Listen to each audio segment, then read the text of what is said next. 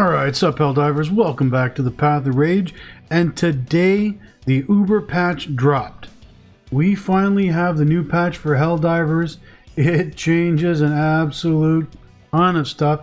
We've got a ton of patch notes to go through, a developer blog about their thinking behind the patch notes, what they were going for with some of these changes, and boy howdy are there a lot of changes going on.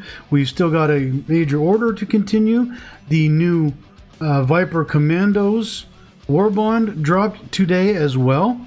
And we also have the final addition of the supply lines to the map. It's also brought up in the patch notes, but this is a big thing that'll help the Helldivers going forward and how to actually plan the strategies fighting back against the enemies of democracy. We got a lot of info, so let's get right into it.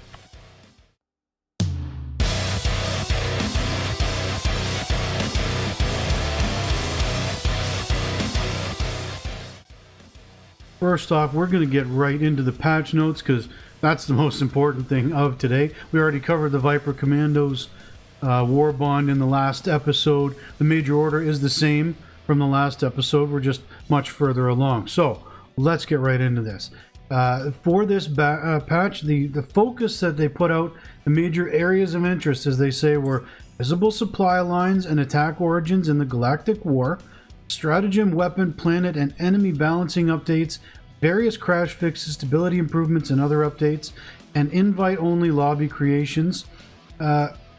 I haven't had to use this yet, but that's something the community's been asking for a long time. So, you know, I'm glad that it's finally in there. The visible supply lines thing, I absolutely love.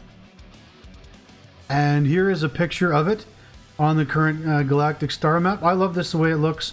It shows clearly which planets are linked to each other. The only thing I don't like about this edition is when you zoom back to the galactic scale, the next one up, and you can see all of the planets or all of the regions, it doesn't show the supply lines there. It's still better than not knowing where they are at all, but it's my one niggle. Still, I love the addition in it. So let's continue on. To get into the stratagem balance changes for this map, wanting to buff some of the weaker stratagems to make them more viable and bring more variety to our loadouts. They changed a few to make them more consistent while keeping a similar or slightly higher power level. They were also looking to see if there were any others that might need buffs or changes to make them more viable. And like they say here, they've got the linked blog post for more information. We're gonna mostly read the patch notes here, maybe not line for line, but pretty close, and we'll summarize the patch notes when we get there. For the AMLS 4X Rocket Sentry, they decreased the spread. It'll prioritize larger targets at 25 meters further away now at 100 meters. There's one rocket per salvo as opposed to two, which conserves ammo. The explosion radius has been increased by 3 full meters, so that'll do a lot better, helping to take out the small guys around the heavily armored enemies.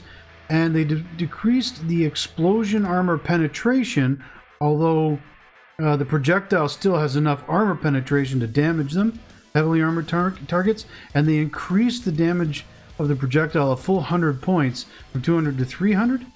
The machine gun sentry, the cooldown was lowered by a full 60 seconds, a full minute, which I think is fantastic. I thought that one had a slightly too long of a cooldown, to be honest. The machine gun sentry, Gatling sentry, rocket sentry, autocannon sentry, mortar and EMS mortar sentry now, as you can see here, has a durability. So instead of none, it has 80% durability. They go into this in the upcoming patch notes, which we'll get into. The heavy machine gun emplacement will now rotate 100% faster. That'll make this thing, you know, useful.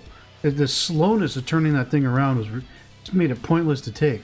The anti-personnel minefield got a buff of 100 points of damage.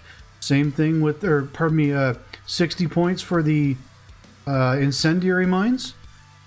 The orbital Gatling got its fire rate increased by 25%, Rounds per salvo went from 30 to 60, can now damage heavily armored enemies, and the cooldown has been given 10 seconds. I think that's better. The fact that it didn't damage heavily armored enemies is why I didn't take it that often.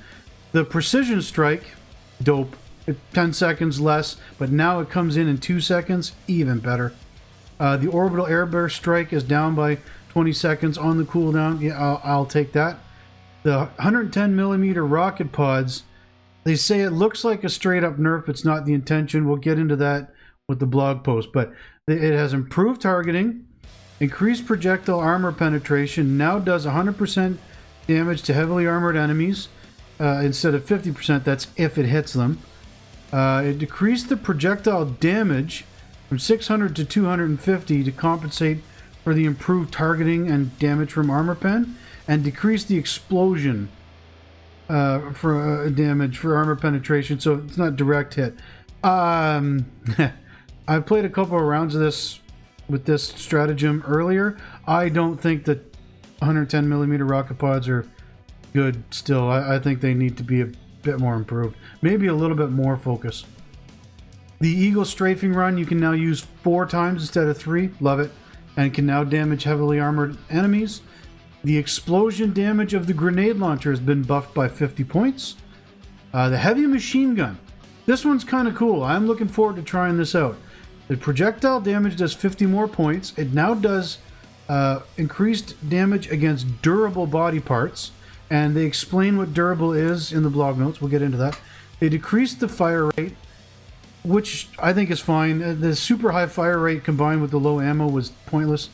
The reload time is a full 1.5 seconds shorter. Great. The reload time was ridiculous, and it does more stagger strength. I didn't care for the heavy machine gun because it was meh next to the regular machine gun and the Gatling. I think this might put it into a better spot. The regular machine gun now has a lower cooldown time, or reload time, pardon me, and 1 more magazine. And the machine gun sentry, the Gatling sentry, and the Patriot Exosuit's Gatling gun all have increased damage by 10 points and increased damage against durable body parts, from 7.5% to 25%. That's a huge buff. And again, we'll get into what durable is in the blog post. The Liberator, the Stalwart, and the AR-23 Guard Dog, so not the Rover, have all had their projectile damage against durable body parts go from 10 to 23%. The Liberator Concussive, same thing, against durable body parts from 23 to 35%. And the Adjudicator now has 5 more bullets in the magazine and goes from 10 to 20% against durable body parts. Now, I know a lot of you are looking for the differences on the Tenderizer, and here we go. The damage is now 60 to 95. So 35 point damage buff. That's not bad. 10 to 17% damage against durable body parts. It goes down in ammo and down in magazines, but it goes up in stagger strength. Let me know in the comments, those of you who wanted to like the Tenderizer, didn't now, what do you think about these changes? The Tenderizer wasn't my jam. I'm going to give it a try and see. Love to hear from you guys as well. The Purifier has increased armor pen to be the same as the explosion it causes, and there's a decrease in the damage fall off in the explosion, so straight up buff to the Purifier. The Crossbow, now the increased armor penetration explosion is the same as the projectile, but it can also close bug holes and bot fabricators. That's a nice little addition. Added the medium penetration tag, so it does do damage against like striders and whatnot. So yeah, that's a straight up increase. I don't know how useful the crossbow's still gonna be, but the fact that it can close the bug holes and the fabricators, that's dope. The Eruptor went from 420 to 570 damage per shot. The Diligence went from 10% to 25% damage against durable body parts, and some enemies that have durable body parts only receive a portion of base damage from projectiles. Updated recoil stance modifiers. So when you're standing, running, walking, kneeling, or prone, it'll be more consistent and you'll be more rewarded the more stable you are. So Okay, that's fine. Now, on to gameplay changes. Here's a big one. Thank you, Arrowhead. They have removed the AA Defenses Operation modifier, which took away your stratagems. They say they want to look over operation modifiers in the future. There are too few of them. They can become repetitive, and they don't create variety. This one was especially bad because it made you bring the best stratagems only. You couldn't use variety whenever this one came up. I hated it.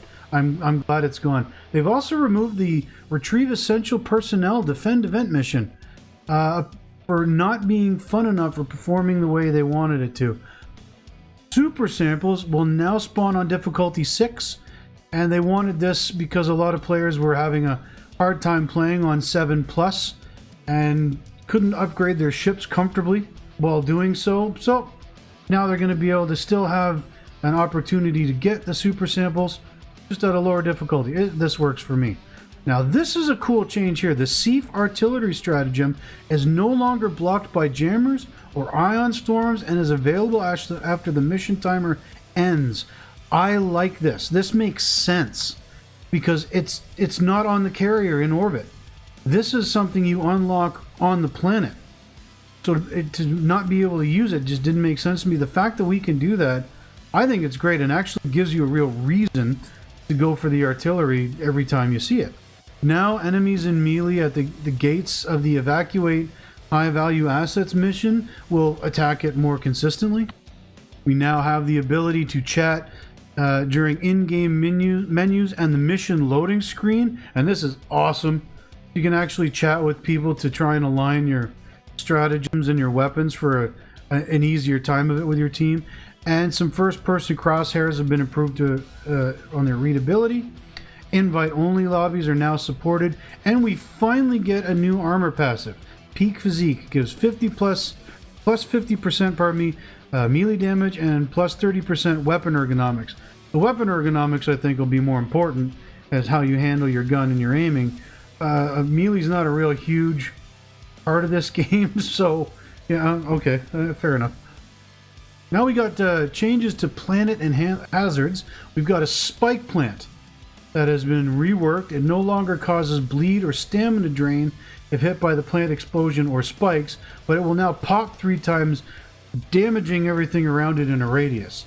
Fire tornadoes will no longer actively chase players and should move more randomly. Thank God. That got really annoying.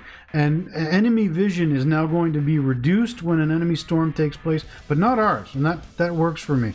This is going to be a big change because, like they point out here, multiple tornadoes piling up and overlapping on the extraction point and the objectives got absolutely ridiculous. This needed a change. Glad to see it. Tremors will now be slightly more random, and they've had their epicenter size and effect increased.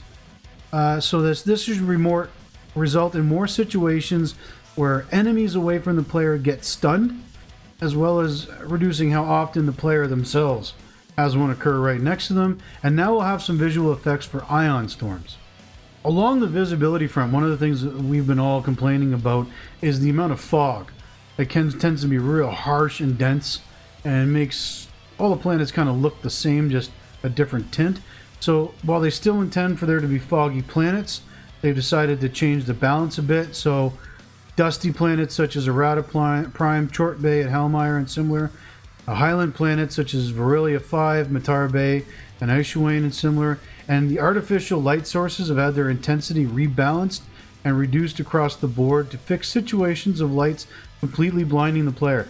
I have been religiously shooting out the spotlights during nighttime and misty missions at points of interest because they are blinding. Yeah, this change, I'm loving it. So great, this is what we needed to see. They've also made a change to unexploded hell bombs that can be found on the planets. They will explode immediately if hit with strong explosions or heavy weapons, but they'll still have the delay if used by small arms fire. So you can attempt to lead a group of enemies into it and then set it off while they're walking by, or if they're already around it, they fire something heavy at it and set it off. Cool, works for me. Vegetation will now allow the players to use stealth a bit more. Inside vegetation, Helldivers will be harder to detect, reducing their detection range by enemies. This will stack with other detection reducing effects such as nighttime, being crouched or prone, and the scout armor passive. So, you know, there's actually a reason sometimes to walk through the vegetation. Balances to the enemies now, starting with the acid effect applied by hunters and bug mines. You can sprint now, but it'll slow you by 30% instead of 50. The duration has been increased from 3 to 4 seconds, so you'll continue to get damage longer. And this makes it less punishing for you to be slowed while fighting the Terminids. You can use it in more places without being extreme, and they use the example of the bile spewers. Armored enemies have been toned down, like the Bile Titans and the Chargers, on high difficulties, and instead spawn more hordes of smaller enemies. The difference should be quite noticeable, and the amount should be at least 30% less than before during bug breaches. They've also slightly toned down how many Hulks spawn for the automatons. This is so that we're easing up on anti-tank weapons and having more of the other stratagems to take care of hordes, and you know, not having to focus so much. I'm for this change. We'll have to see how it plays out. The rounds that I've had so far, I've liked it. You're not getting overwhelmed by heavies, but they're still there and presenting a challenge. I like it. Patrol spawning is now finally back to the previous patch. There's slight tweaks. They say the levels are less empty if you are far away from important locations. That's true. I found individual bots and bugs wandering around, not quite full patrols, but there's still a couple of guys there. You can take them out quick, not have to worry about them so much. Stunning medium and large size enemies, they won't get stunned as easily now. This will not affect stratagems, and it's more just affects the pummeler. Regarding the nursing and bile spewers, they can now get slowed if they lose their legs. The puke is now the acid effect, and it can only damage Helldivers up to 4 times per second. You cannot take multiple damage or multiple times from the same projectile, so you shouldn't be instant killed by it anymore. This was frustrating as fuck to me, so I'm happy to hear this change. The Bile Titan's head is slightly less durable against weaker anti-tank weapons like the railgun. Works for me. We shouldn't have to focus on either the Quasar or the Eat to take out a Bile Titan. We should be able to use more than that. The same thing with its puke, 4 times per second. Can't damage multiple times with the same projectile, but it is still very deadly, so don't run through it, and it has a bigger spread.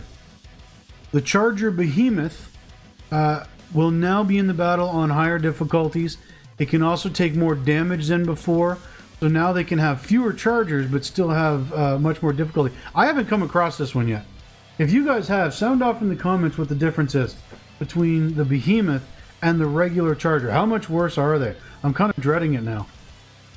Regarding the regular Chargers, although maybe this applies to the Behemoth as well, they will only show bleed out effects from the body if the bleed out state has started. It can still show effects from the mouth without having started the bleed out phase. So this is just for the body. Moving on to changes for the automatons. First up is the Scorcher. It will do less damage with its flamethrower and cannot damage Helldivers more than 4 times per second, nor can they be damaged multiple times by the same flame projectile, so you should no longer be getting instant killed by it. This I found to be true. I came across a few Hulk Scorchers in my gameplay earlier on today, and I died far less to those flamethrowers. This is working as intended. The automaton tanks, the armor on the front has been lowered to the same as the non-vent sections on the rear of the tank. The visual language didn't show that it was more armored on the front, so they just lowered it to fit. And the vents on the back of the tank still has the same armor value as before, but we'll check for explosion directions correctly now to see if it hit those vents. Also, the damage of exploding automaton jump packs has been decreased by 50%, even though it will set you on fire. Thank God, I got killed by that so many times. Now, talking about the changes to the Galactic War, we previously touched on this and I showed the picture, but now we have supply lines and origins of attack. They were not shown previously to remove clutter and improve readability, but we complained and bitched enough about it that they put them back on the map, or not back, they put them on the map now, and this ties the general readability while exposing the system to players in the game. Again, we will be able to see where the attack is originating from, potentially allowing the community to stop the attack at its source, and they've updated the visuals in the sector and the planet info pop-ups. Now, getting into the fixes. First up, the spear targeting has been reworked, and it should function much better, but it has lost the ability to target the automaton spawners, the fabricators. This is not intended and will be fixed in the future. It's actually in the known bugs right now. Intense heat and cold environmental modifiers will now affect the quasar cannon's reload speed and show correctly in the HUD. So on cold planets, it's 2.5 seconds less, but it's 2.5 seconds more on hot planets. The fact that it's going to show that correctly on the HUD is huge because it just doesn't line up right now. Well, it didn't. The radar pulse that detects enemies on the map is now visible. Most automaton weapons have now gotten tighter limits to how much projectiles they shoot can deviate from its angle. So no more devastators shooting sideways. That got me killed so many times. Exosuits can now have small adjustments to the angle they fire their projectiles versus their muzzle angle, so it can be a little more accurate. Ballistic shields now collide with grenades. Unlock button should no longer disappear from the social menu. Fixed a bug where enemies killed, missions played, and mission stats would not be properly aligned. I'm not going to go through all of them. You can see the rest, but just the ones that stand out. I like this one. We'll switch to the last active weapon now when out of grenades, instead of be left holding the stratagem ball in your hand. That got me killed several times. This is a big one. Levels no longer generate with blocked areas, preventing player progression. I've failed a couple of missions because of this. That bothered me. So the fact that this has been fixed, thank you, Arrowhead. They fixed the issue where we could be launched into the air like a missile if we got close to a Bile Titan or Strider. And finally, they finally fixed Pelican 1 leaving immediately after anybody got on board. That one was frustrating. I can't believe that took that long to fix, but thank God it's gone. Right here too, there's an interesting one. Relaxed disconnection policy for PC users. Now, I don't know what that means, but I was getting disconnected a lot this past little while, so I'm really going to keep an eye on this. There were far too many disconnects for my liking lately. Moving on to the fixes, there are general crash fixes. A crash that might occur when wounding multiple enemies. A crash when a player leaves after all their railguns have exploded. Or one that could occur when rejoining a previous session, throwing a snowball. When a loadout is aborted during a hot join. And linked to leaving a session while aiming a weapon. And we have the known issues here. Again, a bunch of these have been on the known issues list for a long time. Some of them are now gone. But, at least they know that they're there and they're going to work on it. The big one being, I think, that's been added is the adjudicator, because people were needing that fixed. It's now the new patch. It's got fixed, but not quite gotten fixed. The spear being unable to target the automaton spawners, again, fixed but not quite fixed. But in any case, at least the known issues didn't expand exponentially. We didn't get a lot of new additions to it. We did get a lot of changes. We got a lot of buffs going on in this patch. I am overall digging it, and so far my gameplay in the game with this patch going has been nothing but positive. I can't wait to keep trying out the various stratagems and changes to the weapons and see how much better I like them. I can tell you that the Tensorizer feels much better to use now. It's not a shittier version of the basic gun that we got at the game's launch. No, I was using it today quite effectively. I have really nothing bad to say about it right now. It's not the best gun in the game. It's not the worst gun in the game. It performed consistently, and yeah, I had no complaints about it. So it has been improved, noticeably so. Now, let's move on to John Pilestad's blog post about this patch and the reasoning that they were looking at going towards these changes. Now, again, I'm going to just summarize this stuff. You see the text up here on the screen, as with the patch notes. You can pause and read it for yourself as you go along.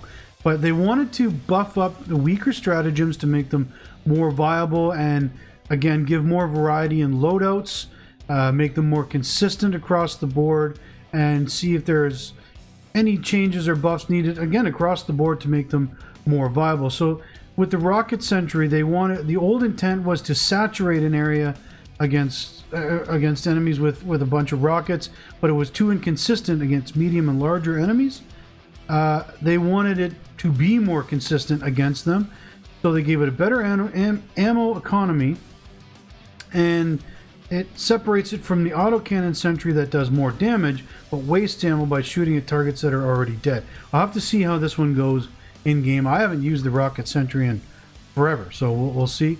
The machine gun sentry felt like a worse version of the Gatling sentry, kind of like its counterpart. The machine gun felt like a worse version than the regular machine gun, so they put it in a different toolbox, so it has a lower cooldown, so it'll be more available and more useful when changing position more often. All of the sentries were too easily killed by the chaotic situation, bullets flying, so now they have that durability factor. The emplacement, again, it was immobile and too slow on the rotation speed, so they sped it up again to make it all more viable. The incendiary and personnel minefields had their damage buffed up. They're currently not very good at filling this role, and they're going to look at them more in the future, like blocking off certain approaches. Most people don't care for the mines. The orbital Gatling, they wanted it to be better at saturating the target area and damage heavier armored units, so that's why they beefed up the damage to it and the targeting. The orbital precision strike was used against everything, so they beefed it up. It comes in quicker, and you can have more time. Like it comes in quicker and hits a target, and you have less time, pardon me, for the cooldown. The orbital airburst the intent was to block an area for a short time, and it was underperforming and had a very low rate of use, so they want to make it more competitive, and again, it gave it a lower cooldown. The rocket pods, like I said earlier, I don't think they went far enough with this one. It's still very inconsistent. They wanted to make it more consistent, but it will not be a surefire way. It'll soften them up a bit, but I still think that the spread is too much. I think it needs to be a bit more focused. The Eagle strafing run has had its armor penetration increased. Medium armor targets will take more damage and it'll soften up heavies. Grenade launchers got a buff so they can destroy the factories and the bug holes and deal with hordes a little bit better. They went into depth with the heavy machine gun because it was weak, had low damage and impact, combined with a stupidly high fire rate. So they want it to be a great option at dealing with medium armored enemies and should chew them up easily, similar to the emplacement, which would put it a step above the regular machine gun and make it actually feel heavy. So they lowered the fire rate to resemble contemporary heavy machine guns and increased the damage in the stagger. And the stagger is a big one. You keep pushing those enemies back, that's even better. And you should keep your ammo a little bit longer. I like this change to the heavy machine guns. With the machine gun, they felt that the best way to improve it overall, and while still keeping it separate from the other machine guns, especially the Stalwart, is that it has a bit more damage, and now it also has less reload time and another magazine. I played with this around earlier on, and that reload time is noticeable now. It's much better. I think this is a great change. And again, the machine gun stratagems on the machine guns, the sentries, and the exosuits, they were all had their their buff increased just to make them feel a little more useful. Now here's where we get into what they were talking about with the durable body parts. The reason why they did this is to represent the difference between small arms fire and the larger impact a rifle round would have compared to other weapons. So rifle type bullets are now more effective against this durable body part. So this affects the Liberator, Stalwart, Guard Dog, not the Rover, Liberator, Concussive, the Diligence, the Adjudicator, the Tenderizer, again, noticeable difference when I used it earlier. Machine Gun, same. Machine Gun Sentry, the Gatling Sentry, and the Exosuit Gatling Gun. Now, the durable body parts are in general body parts that have a high amount of mass with non-vital organs on the Terminids, or a lot of empty space on the automatons. The idea is to simulate that a single bullet has a high chance of not dealing significant damage. You're still damaging, but you're not doing a lot of damage. The higher caliber weapon you have, the more effect it has against durable body parts. Same with explosions from the shockwaves. And some weapons are more effective than others or have special exceptions, but otherwise should follow the examples above. But that is what a durable body part is now. This will help to understand these weapons will do more damage, especially to enemies that have those type of areas. The thing that come to mind are those bloody automatons with the swords for hands, not the laser ones, the big guys. I can't remember what they're called offhand. But they chase you down and you take a ton of killing to get them. Well, that's because they have the durable body parts in the chest or whatnot. And rifles will be so much more effective against them than against, say, a submachine gun. I think this is a great change. They felt that they need to make the Adjudicator a bit more forgiving. So now it has increased magazine capacity, allowing for a more aggressive playstyle. The Tenderizer was just, yeah, it felt worse than a Liberator. It is actually back to, I assume, its intended design. Like they said, it's a very precise rifle. It rotates high accuracy play with a heavy hitting round. Like I said, I enjoyed using this. The Purifier was supposed to be a Scorcher variant with a charge-up mechanic, which didn't deal enough damage to justify its long charge-up time, so they increased the armor pen of the projectile, reduced the damage fall-off. Hopefully that'll make it better.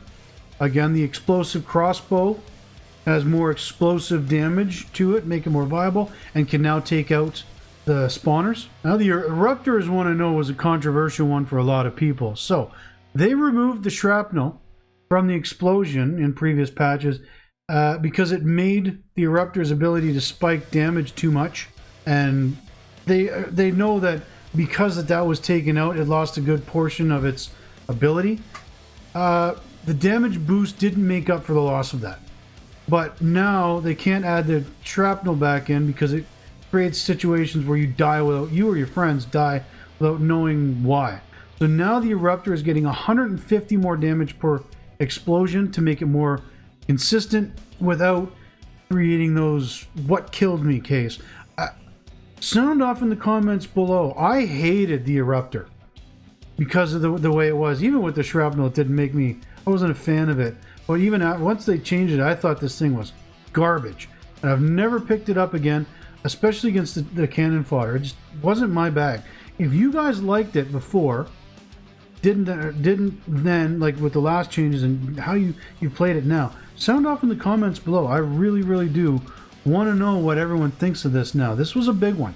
Here you can see that we have the changes to the recoil depending on your stance. They all make perfect sense. If you're standing or prone, you'll be more or less giving recoil. But this was kind of like a little look into why they made these changes. I am absolutely thrilled that they did it. I'm glad that Johan Paustad is in charge of balancing this, because it's clear from the fact that this is pretty much all positive and changes and buffs across the board, shows that he's got the right idea. We don't need boring weapons. We don't need things that make it impossible to do the tasks at hand. No, no, no. We want to blow shit up in an epic fucking way. Give us the tools to do that and we'll be happy. Another new thing that today's patch brought in was, as you can see here, vehicle customization. We can customize the shuttle, the Hellpod, and the exosuits. I haven't unlocked them yet. They are part of the new War Bond. They're the jungle theme as well, the Viper Commando. We showed them off in the last episode. But hey, you know what? More customization. Why not? Moving on to today's major order.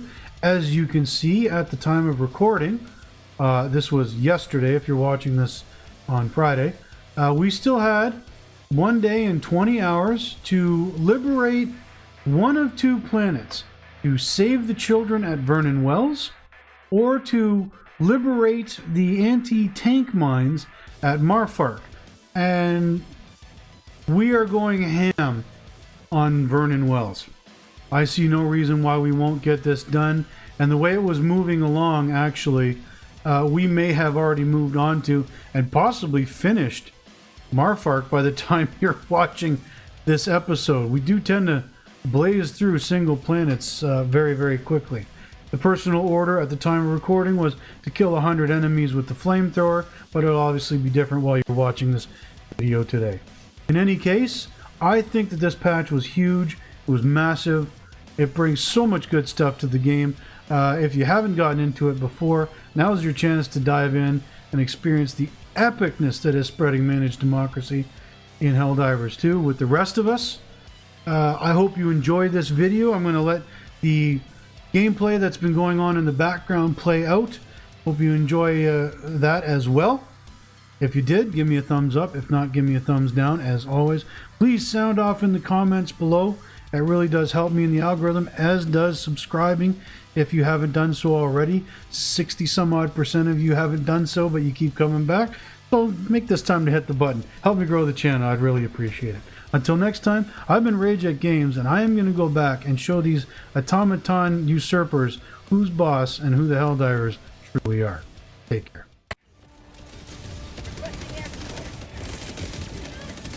Oh, never mind.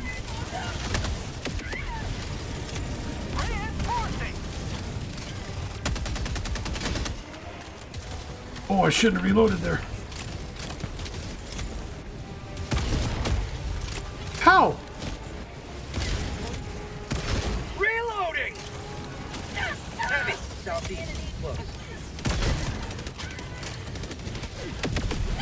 Nothing like being able to take out a Hulk with a single shot. Ow.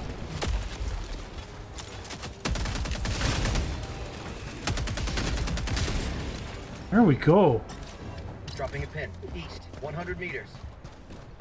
That was nuts. Huh.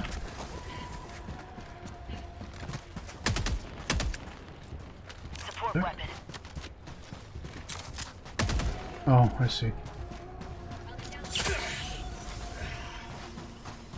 Calling in extraction. Extraction shuttle inbound. Yeah, that's everything. We didn't find any samples of, and there are 4 here.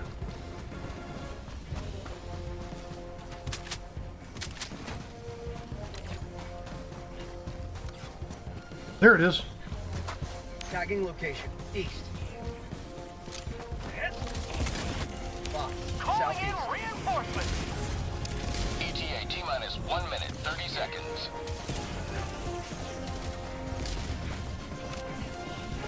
Aiming at an eagle. Drop ship!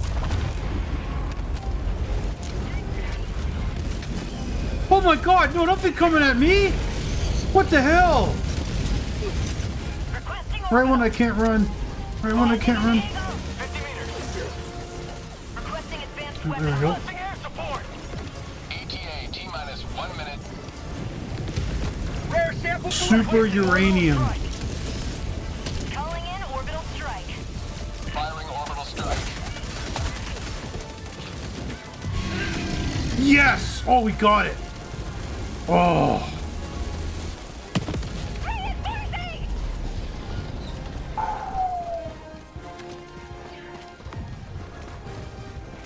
I thought that would be the death of me.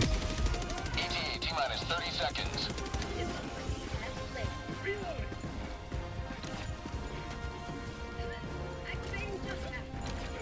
ETA T-minus 20 seconds.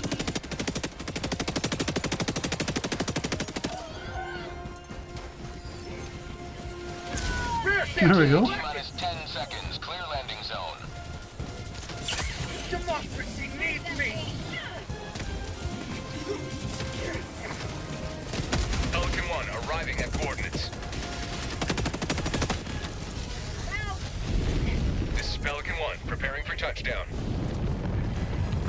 Oh, Going down a support I couldn't believe it when that Strider dropped down in front of me. Almost died there. Pelican 1 preparing to depart. Shuttle launch in 20 seconds.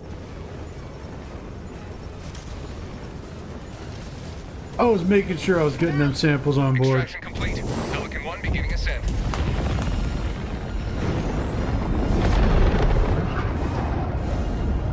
Liberty has seen you through.